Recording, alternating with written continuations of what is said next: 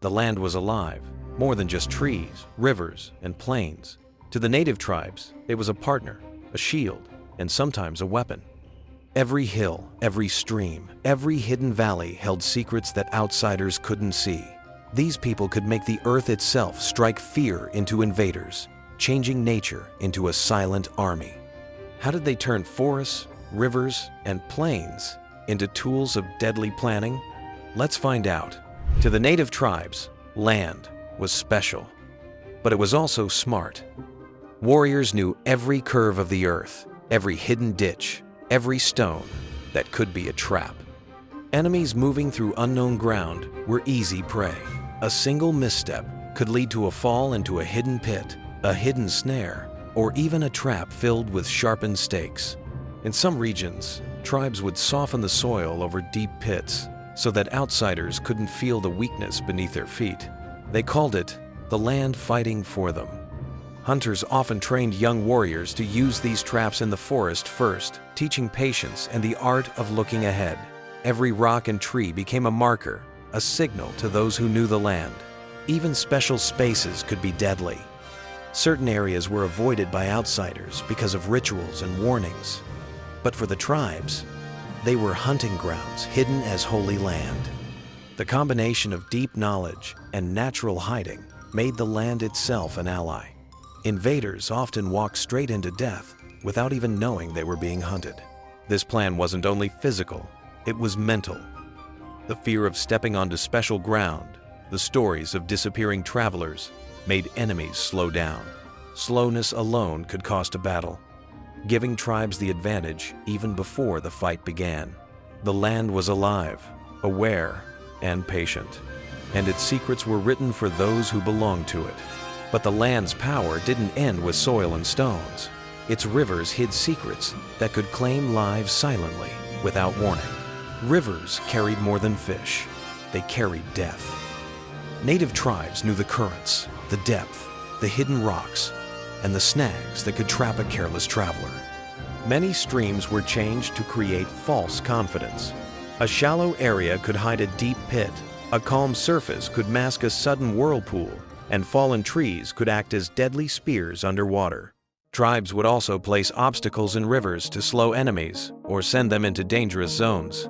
Fish traps, sharpened stakes, and submerged logs could stop horses, canoes, or soldiers. Ambushes were planned with sharp accuracy. Warriors would wait in hidden positions, knowing exactly where an enemy would struggle. But it wasn't always about killing. Some rivers carried warnings. The patterns of reeds, fallen branches, or floating debris became signs of approaching danger. Outsiders often couldn't read these signals. A careless step into the water could trigger disaster, while a knowledgeable tribe member could cross safely, unseen and untouched. Rivers were alive, powerful, and patient. They reminded invaders that the land itself could protect its people. The water could help grow life, but it could also swallow the careless. It was another layer of the land's weaponry, quiet but deadly. And as rivers whispered their deadly secrets, the forests themselves hid horrors and plans that no outsider could imagine. The forests were not just trees. They were alive with hidden dangers. Warriors set traps along narrow paths, covered with leaves and branches. Snare traps could lift a man off his feet. Nets could hold a group in place, and pits filled with sharpened stakes awaited those who wandered too far. Some traps were clever, made to injure rather than kill, slowing enemies down and giving warriors the advantage. Others were meant to scare, deadly signs that warned outsiders they weren't welcome. Every tree could be a lookout, every bush a shield for a hidden hunter. Hunting skills turned into warfare. Tribes knew which plants could trip a person, which thorns could cause infections, and which vines could act like ropes for ambushes. Paths that seemed open were carefully chosen by the tribes to push invaders into the most dangerous areas. In the forest, noise and movement were allies of the tribes. A single rustle of leaves could signal an enemy's approach. Birds, insects, and even the wind became part of the warning system. Outsiders often felt watched, hunted, and trapped, even when no one was in sight. The forests were alive with planning, patience, and death. And for the tribes, every inch of it was a weapon crafted by knowledge, observation, and respect for the land. Beyond forests and rivers, the soil itself could hold a hidden threat, turning nourishment into poison. The land could heal, but it could also harm. Native tribes understood the plants, roots, and fungi that grew around them. Some were food, some medicine, and some, when hidden carefully, became deadly weapons. Warriors would use toxic plants to coat arrows or leave traces along paths that weakened enemies slowly. Even soil itself could be used as a weapon. Certain roots and leaves, when crushed and mixed with water or dust, could make an area unsafe to touch or walk through. Invaders unaware of the danger would develop rashes, fevers, or sickness, sometimes without even realizing the land itself had tricked them. Poison wasn't always clear. It could be slight, spread through water, or mixed with game that hunters left for unaware outsiders. Knowledge of these dangers was passed down through generations. The tribes used it to protect hunting grounds, special sites, and villages. To outsiders, it seemed like nature itself was secretly working against them. The combination of caution and intelligence gave the tribes a mental edge. Fear of hidden poison slowed armies and traders, making them easy targets for ambushes or traps. The land was no longer just soil. It was a guardian, a silent warrior watching every step. And as poison softened the enemy's strength, secret paths carved through the land guided tribes to strike unseen. The tribes knew every foot of their territory. What looked like open plains or quiet trails were carefully chosen routes made for planning. Narrow valleys, ridges, and winding paths allowed warriors to strike from above or behind, disappearing as quickly as they appeared. Every step for an outsider was a risk. Hidden ditches, covered pits, and hidden nets forced invaders into kill zones. Even simple tools like sharpened branches or stones could become deadly when used from hidden positions. These paths were practiced, known to the warriors like the back of their hand. Animals and nature were allies. Birds, squirrels, and even wind patterns were signals to the tribes of enemy movement. A rustling leaf or a distant call could trigger an ambush within moments. Outsiders never had the advantage. They walked blind into a carefully prepared network of death and defense. The secret paths weren't only about attack. They allowed tribes to retreat, regroup, and survive in ways invaders couldn't. Knowledge of these trails turned the land into a maze no enemy could master, while the tribes moved like shadows, striking with great care and disappearing without a trace. From hidden trails to flames, the tribes even learned to make fire a weapon that changed the battlefield. Fire was more than warmth or cooking. It was a weapon of control. Tribes could set controlled burns that cleared land, forced enemies into traps, or created smoke to hide their movements. Fires could destroy crops, scare animals, and create mess where invaders couldn't guess the next move.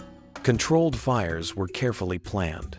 Wind, terrain, and vegetation were all thought about. Too much fire could harm the tribe. Too little, and it would be useless. But when used correctly, it became a living tool, shaping the land into a dangerous puzzle for outsiders. Fire was also mental. The glow in the night, smoke on the horizon, and sudden flames in forests or plains were terrifying for invaders. Many would flee, fall into traps, or make mistakes that the tribes could use. The land itself seemed alive, punishing anyone who came unprepared. Through fire, forests and plains became allies in defense. The tribes controlled its rage, aiming it like a weapon, making enemies fear the very ground beneath their feet. And at the heart of it all was wisdom, a knowledge of survival and planning that turned nature into a living shield. The true weapon of the tribes was not just the land, it was their knowledge. Every trap, every poisoned plant, every hidden path came from generations of observation, learning, and adapting. Young warriors were taught to read the signs of nature, tracks in the soil, broken branches, small changes in water currents, even the behavior of animals. This knowledge was shared in stories, songs, and ceremonies. It was practical, but it carried wisdom. Every mistake of the past became a lesson. Every victory over invaders reinforced the plan. The land and the tribe worked together as one, a living system of survival. The tribes understood timing. They struck when the wind carried their advantage, when the enemy was weakest, and when nature itself increased their power. This combination of land, skill, and patience made them nearly untouchable. Outsiders could never fully guess or control the battlefield. Their wisdom also extended beyond warfare. They knew how to survive winters, grow food, track animals, and use natural remedies. The land was both a teacher and a shield.